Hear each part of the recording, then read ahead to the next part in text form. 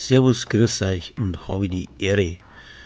Heute ein neues Video zu Division 2. Ich bin die Feldwutzen und zeige euch ein neues Bild, ein Hunter Techniker Bild.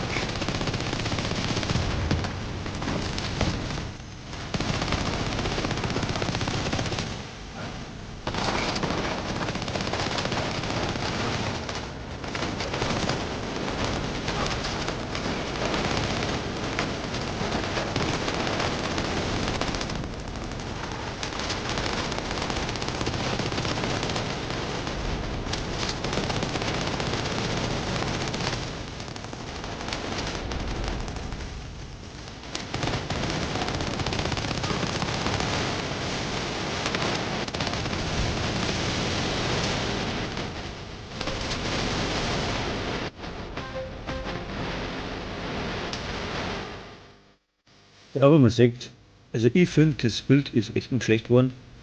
Haut viel ein, kann man viel mitfetzen. Bisschen Entdeckung, bisschen defensiv, bisschen aggressiv. Alles drin dabei. Ich finde das einfach klasse. Und ja, schauen wir mal, ob es euch gefällt. Ich habe jetzt ein wenig Gameplay drin. Des Weiteren werde ich dann erklären, aus was das Set besteht. Und ganz weit hinten kommt dann die detaillierte, ja, Aufzählung oder die Wortkotze. Ich kann es immer noch nicht. Na, da erkläre ich das Bild wird dann im Detail. Ja.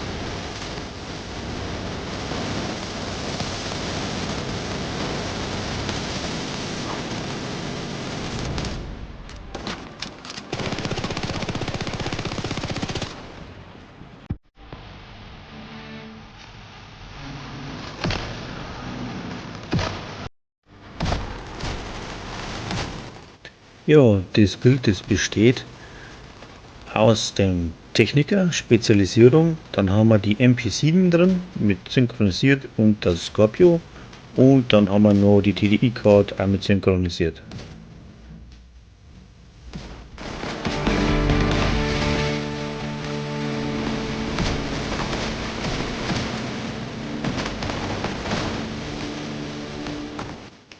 Ja, ich finde das Bild immer nur der Hammer, auch wenn man ab und zu heilen muss, ja. Aber das liegt nur daran, dass ich einfach noch nicht gewohnt bin, mit dem Bild zu spielen. Ich habe das zusammengestöpselt und dann einfach einmal probiert und gleich aufgenommen.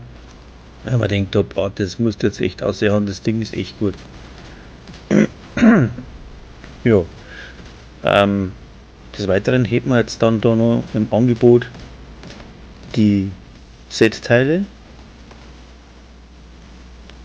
und muss ich mir Starter kramen, wo die Dinge sind. Ah, jetzt habe ich es. So, da haben wir jetzt dann die Maske, Hunter oder Zorn des Jägers, gerollter Fertigkeitsrang, ja, wie man sagt. Dann haben wir die Handschuhe, auch wieder auf Technik gerollt. Ich kann jetzt einfach die Dinge zum Formen. Dann haben wir noch die Knie, ja, Knieschoner, auch wieder auf Technik, ganz klar. Und dann, ja, Fertigkeitsschaden natürlich überall drauf geholt, was das zweite Attribut da angelangt, ja. Und da möchte ich euch noch hinweisen auf meinen Community Discord. Der ist kräftig am Wachsen, haben ein paar coole Leute dabei, haben wir tatsächlich vom Weltrekordhalter bis zum, ja, Raid-Spezialisten alles dabei. Der Link ist wie immer in meinem Kanal, im Banner auf meiner Kanalseiten. Da braucht ihr draufklicken und dann könnt ihr die ganze Show einmal anschauen, was bei uns da so abgeht. So, dann wir mal weiter im Bild. Ja, was haben wir jetzt da noch? Jetzt haben wir da noch Gruschkram. Schauen wir mal. Ja, da war da noch die Weste. Da haben wir eine Cesca drin mit genetischen Impuls und ein Picaros-Holster. Oh Wunder. Und was ist nur drin? Ja, mein Lieblingsteil, der Ninja Backpack. Da spielen wir dann mit Geschütz und Drohne. Es ist nicht wichtig, ob das jetzt Expertisen-Level 15 hat oder nicht. Macht halt dann nur mehr Damage. Aber wie man später sieht, das Set ist noch nicht ausgerollt. Da ist noch viel Luft nach oben, was an Damage anbelangt.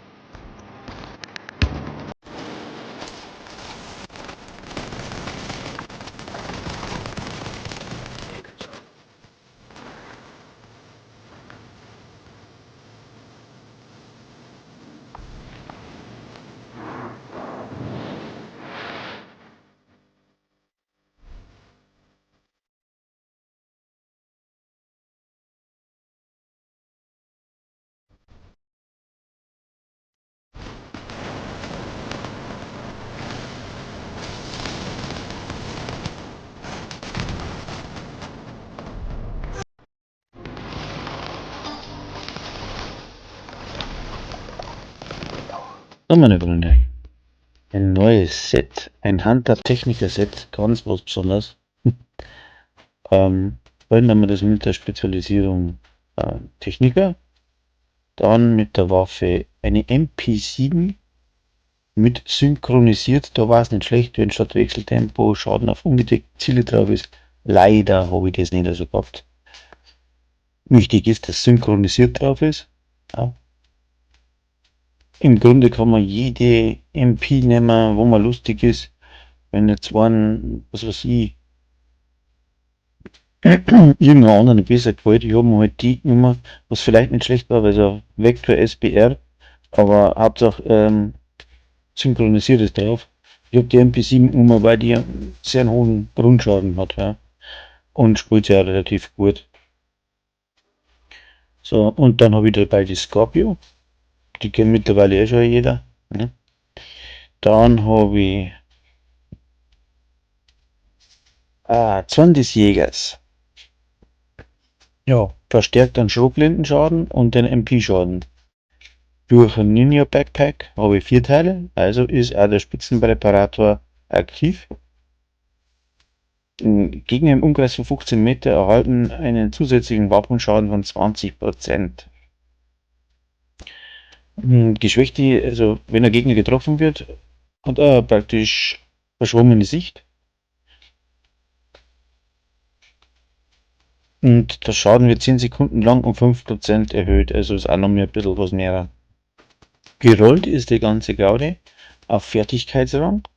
Fertigkeitsschaden, da habe ich jetzt Rüstung bei Tötung Mod drin, weil ich keinen 12er Mod nicht mehr gehabt habe für, wie heißt das wieder so, Schaden durch kritische Treffer.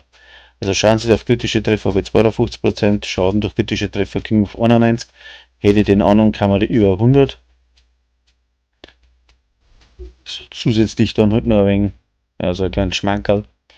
Dann habe ich drin Ninja Backpack, der ergänzt immer ein Teil dazu, was man ausrüstet. Ja. Kann man auch nicht viel was anderes, da habe ich auch Schaden durch kritische Treffer Mod drin. So, dann habe ich da eine Jeska Weste, Chance auf kritische Treffer und dann 10% Gefahrenschutz, ist eine verkehrt. Kommt auch durch den Backpack. Und da ist alles auf Rot. Schaden durch kritische Treffer, Chance, Schaden durch kritische Treffer. Kinetischer Impuls, das ist auch ein sehr wichtiges Talent, weil man dann Fertigkeit Reparatur um 2% gestärkt. So, pro Stapel. Und da ich den einer Mod drin habe da, hier bei der Maske, Rüstungstyp, Rüstung bei Tötung, fällt mir halt ein, dass man meine Rüstung nicht so leicht also ausgeht. Wenn man gesehen hat, wenn ich einen umbringe oder wenn ich einen töte, ja, nachher habe ich eine Rüstungsrückgewinnung drin, die wo schon eigentlich nicht schlecht ist. Dann haben wir natürlich noch einen Ratsos die Arcabuz. Arcabuz, meine Fresse, einen einfacheren Namen nehmen, Alter. Picaros Holster ist halt, ne? Auch wieder Fertigkeitsschaden gerollt. Besonders kann man bei dem Ding eh nicht umrollen. So, dann haben wir nochmal Vorteile dann des Jägers. Wieder Fertigkeitsschaden, wie man sieht, es ist noch nicht ganz ausgerollt. Also ich habe heroisch mit 4 Direktiven, glaube ich, gespielt. Hat wunderbar hingehauen, also überhaupt kein Thema nicht gewesen. Fertigkeitsschaden, Fertigkeitsschaden. Dann habe ich jetzt mit Geschütz und Drohne gespielt. Hier sind bei mir 15, okay. Aber wie gesagt, eh nicht ganze Set noch nicht fertig ausgerollt. Ich denke, dass jetzt nicht den Unterschied macht, wenn man noch nicht in der Expertise so weit ist. Glaube jetzt nicht.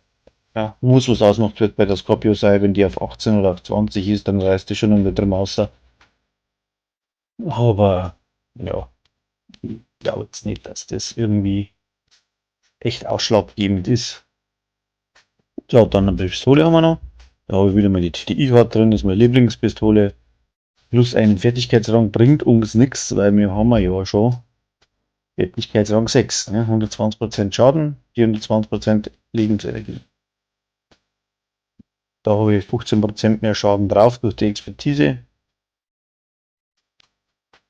Schaden, Wirkzeit, Wirkzeittempo, ja. Eigentlich alles ganz normal, wenn man es 5 Timer hat. Ja, Stimmerschaden 120% mehr. Was jetzt vielleicht noch interessant wäre, wenn man das Ganze überladen könnte, ja. Dass man anstatt der Scorpio, was habe ich denn da? Ja, zum Beispiel da die KGS-Schrotflinte nimmt, ja. Waffenkills gewähren 15 Sekunden lang einen Fertigkeitsrang plus. Muss man probieren, war vielleicht eine Idee. Ich spiele nicht so gern nur mit Fertigkeit, ich brauche irgendetwas, wo ich selber plastern kann. Und so ist das Set zustande gekommen. Habt es noch, probiert es, ob es für euch was ist. Vielleicht verbessert es, macht was wollt. Aber ich finde das Ding einfach klasse.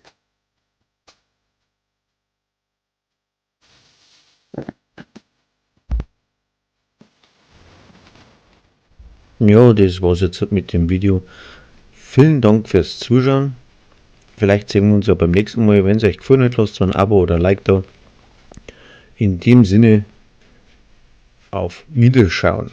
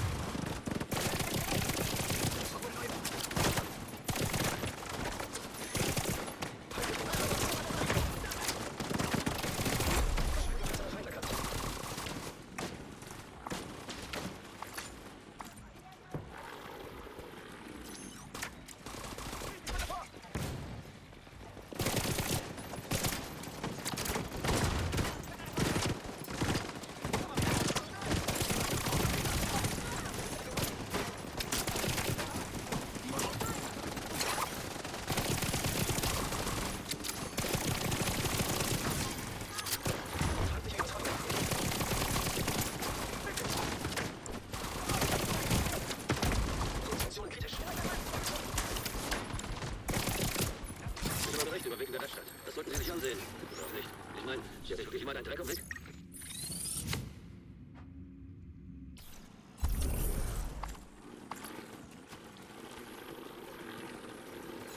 Zugang zum Laschenraum freigeschaltet.